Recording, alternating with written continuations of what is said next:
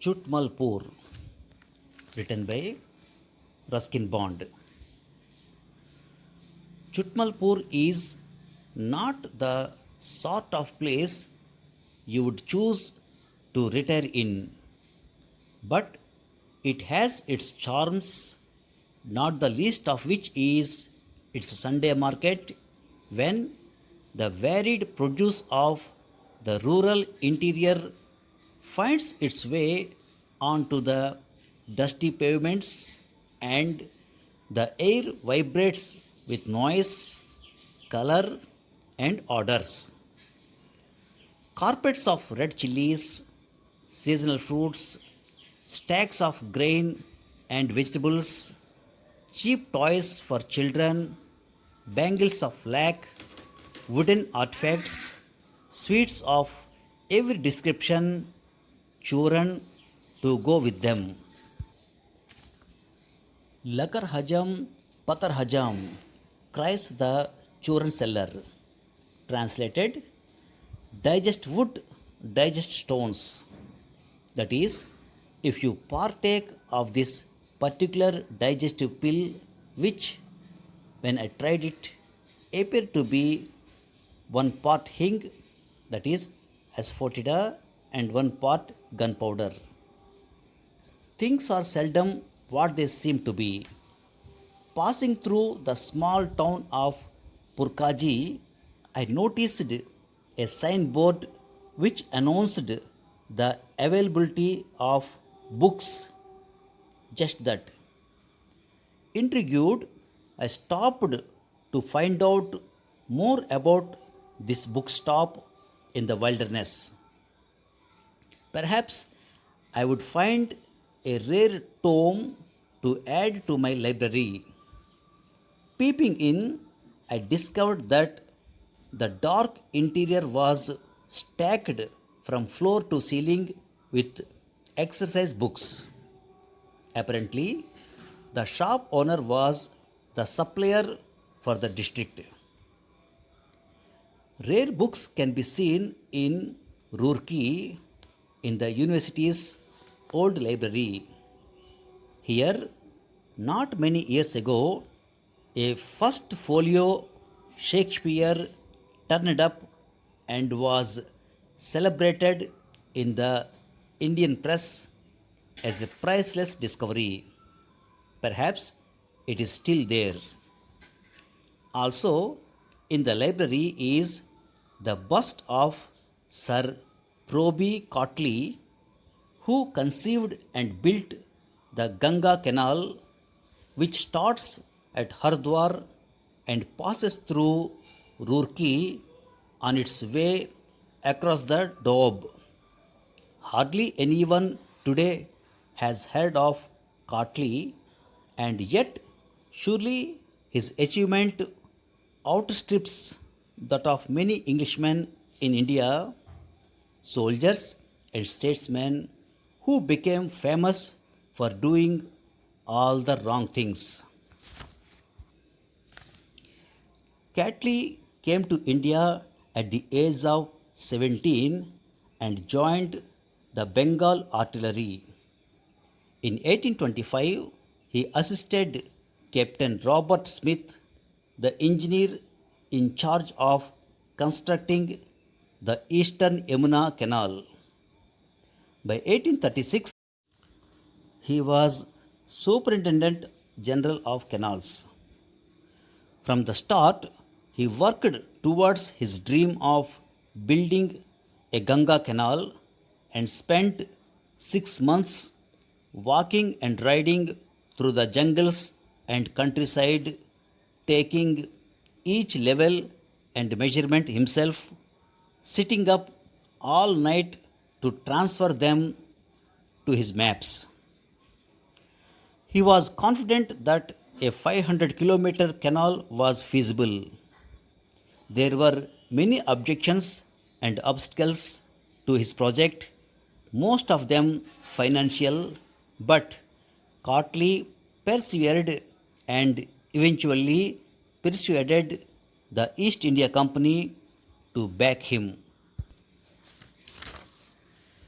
Digging of the canal began in 1839. Cautley had to make his own bricks, millions of them, his own brick kiln, and his own mortar. 100,000 tons of lime went into the mortar, the other main ingredient of which was surkhi, made by grinding overburnt bricks to a powder. To reinforce the mortar, good ground lentils and jute fibers were added to it. Initially, opposition came from the priest in Hardwar who felt that the waters of the holy Ganga would be imprisoned. Cautley pacified them by agreeing to leave a narrow gap in the dam through which the river water could flow unchecked. He won over the priests when he inaugurated his project with Arati and the worship of Ganesh, god of good beginnings. He also undertook the repair of the sacred bathing ghats along the river. The canal banks were also to have their own ghats with steps leading down to the water. The headworks of the canal are at Hardwar, where the Ganga enters the plains after completing its majestic journey through the Himalayas. Below Hardwar, Cautley had to dig new courses for some of the mountain torrents that threatened the canal. He collected them into four streams and took them over the canal by means of four passages. Near Roorkee, the land fell away sharply, and here Cautley had to build an aqueduct, a masonry bridge that carries the canal for half a kilometer across the Solani torrent, a unique engineering feat. At Roorkee, the canal is 25 meters high than the parent river, which flows almost parallel to it. Most of the excavation work on the canal was done mainly by the Ods, a gypsy tribe who were professional diggers for most of northwest India. They took great pride in their work. Though extremely poor, Cautley found them a happy and carefree lot who worked in a very organized manner. When the canal was formally opened on the 8th April 1854, its main channel was 348 miles long, its branches 306, and the distributaries over 3000. Over 7,67,000 acres in 5,000 villages were irrigated. One of its main branches re entered the Ganga at Kanpur. It also had branches to Fatehgarh, Bulandshahar, and Aligarh. Cautley's achievements did not end here. He was also actively involved in Dr. Falconer's fossil expedition in the Shivaliks. He presented to the British Museum an extensive collection of fossil mammalia, including hippopotamus and crocodile fossils, evidence that the region was once swampland or an inland sea. Other animal remains found here included the saber-toothed tiger, Elephas ganessia, an elephant with a trunk 10.5 feet long, a three-toed ancestor of the horse, the bones of a fossil ostrich, and the remains of giant cranes and tortoises. Exciting times, exciting finds. Nor did Cautley's interests and activities end in fossil excavation. My copy of Surgeon General Balfour's Cyclopedia of India 1873 lists a number of fascinating reports and papers by Cautley.